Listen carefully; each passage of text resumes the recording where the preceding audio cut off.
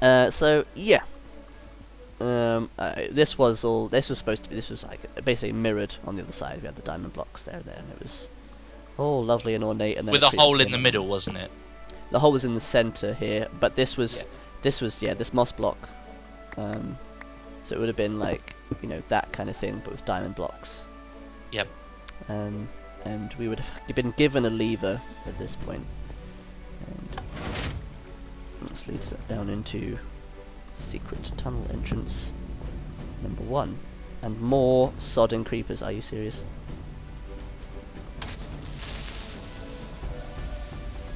Just want a hug. And hopefully nothing in here. Good. Good. Although, what the hell is that? Yeah, leading to a diamond sword. Nothing special. We probably already would have had iron equivalents at least. I don't think we would have made any diamond stuff at that point. No. So that would have been a nice upgrade, essentially. More like a little bonus than anything else. It might have even been like you were kind of contemplating the idea of, part of what you're doing is you're trying to find a weapon that you can use to attack him. So, getting a diamond sword instead of having cause we had the gold swords already. It might have been like a good upgrade, but who knows? It was kind of we had the setting. We just didn't have a huge amount of the story covered. Yeah. Yeah. A lot of what we did was like making sure we have, the stuff to make it look awesome and the ideas behind it all before we, the story would come later. We'd flesh the story around what we wanted to build.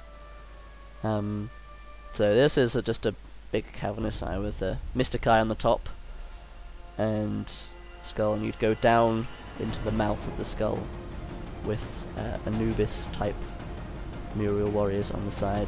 It's kind of to get a little Egyptian theme. There's some random bats flying as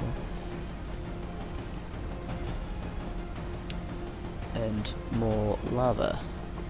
And this is puzzle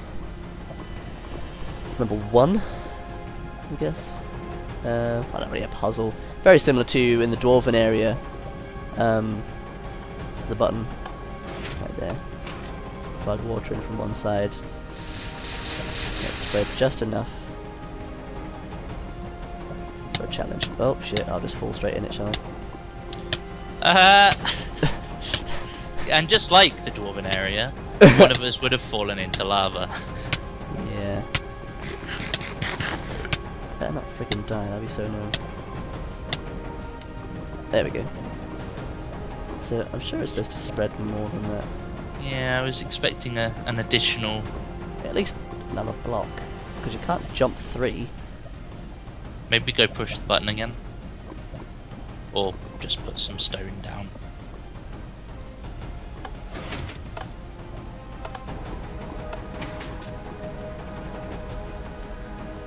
Well, that's just the maximum.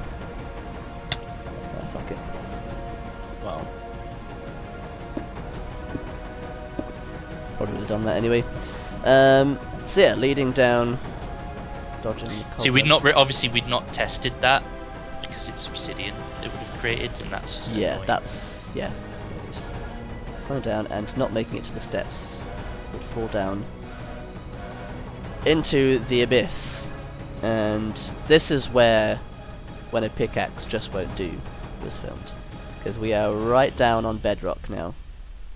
That's why you're getting these weird kind of particles kind of pop up here and there. Yeah, which reduce your visibility as well. Like you can't see anything down here. Yeah, if I zoom up, kind of you see more because it's not as phased.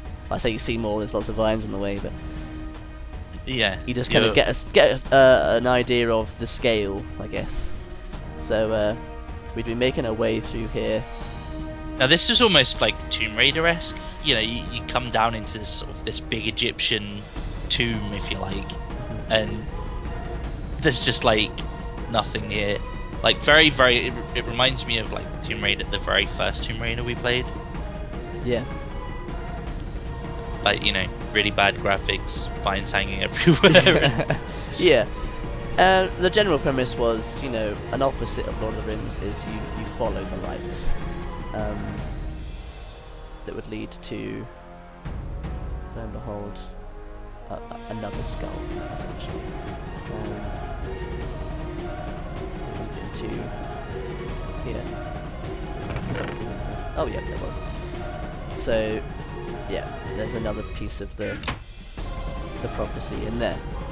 Now obviously there's no way out back the way we came, so we would be forced to explore in the dark further, likely monsters and cinch, to find a staircase. As you do. And this would lead to Oh Looky Loo. So here we have handily nice little minecart dispenser.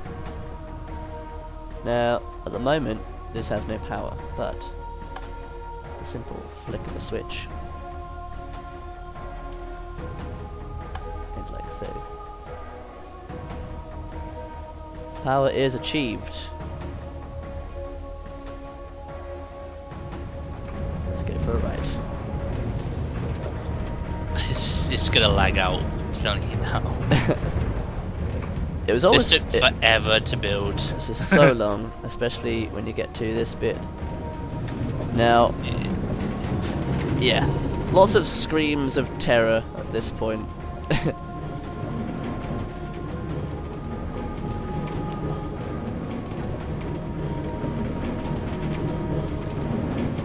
I'm just letting them appreciate this. Yeah, absolutely. Now, bearing in mind that at the same time as this cart going along, I would have been in another cart, going like, we'd have kind of been passing each other at like really random angles, and like going, hang on, what? Where are we go? What are you doing? Yeah, passing each other at certain bits, and but in opposite directions as well.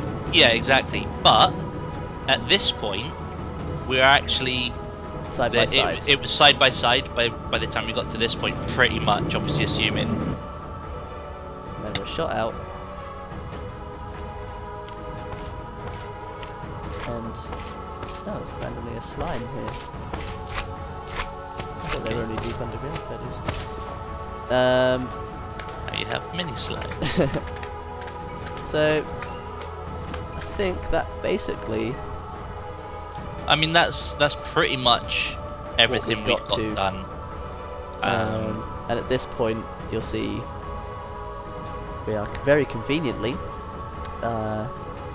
So we had been really far away. Yeah. And super miles away, like pretty much the other side of our story map, and you know that roller coaster just goes underground like the whole way and shoots us out, essentially where we started our journey. And from here on, who knows where it would have gone, really. That's kind of, yeah, that's about as far as we'd got. Building wise, yeah. The only other plans we really had were in the Nether. There was a gold portal, which would have teleported you onto the mirror of the necropolis, which was in the Nether, and the idea being that the necropolis that we had here and the necropolis in the Nether were actually one and the same. They were just kind of like phased. Yeah, like it's almost as if the one from the Nether was phasing through into existence over here, and therefore was in a weakened state. Yeah, exactly. How we'd be able to eventually destroy that one and then venture forth.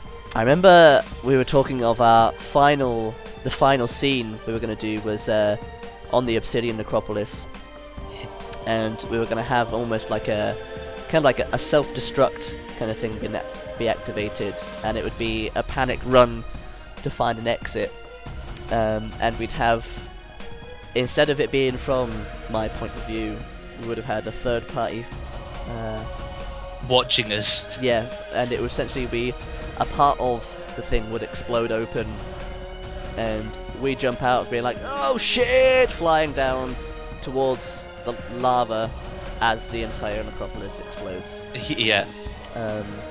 And that was where we were basically going. And that was where we were going to stop it. To finish. And as sad as it is that, you know, we had little snippets of plans, and, you know, it was all going smoothly. Life just gets in the way. But there we have it. That is...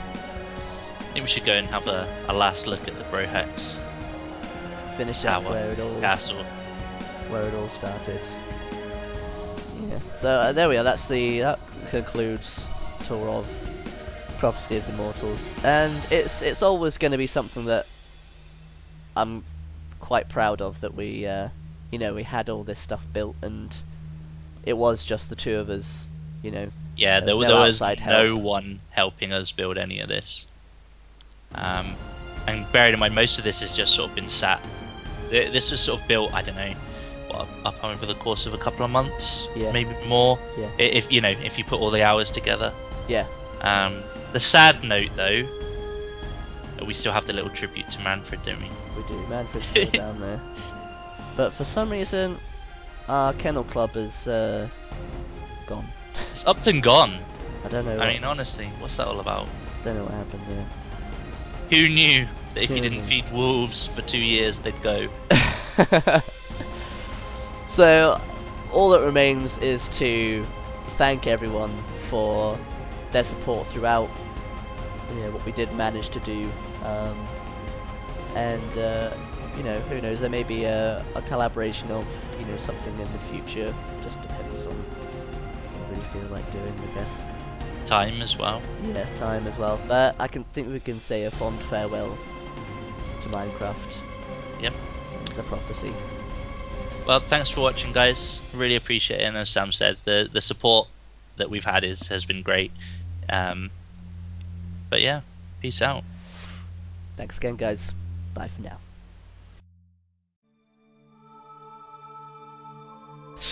Welcome, guys, to my failed experiment. Fuck me. So this is this is where we start. This is where Minecraft Survival was filmed. Well, I tell you what, it was actually like the very, very first place we started is the other side of that volcano. Yeah, on this beach here. It's down there. We had our little sand hut, and over here. That's right. And I thought, oh, it'd be really cool if Gargunza decided to destroy us where he thought we were, like where we started, by summoning a giant volcano.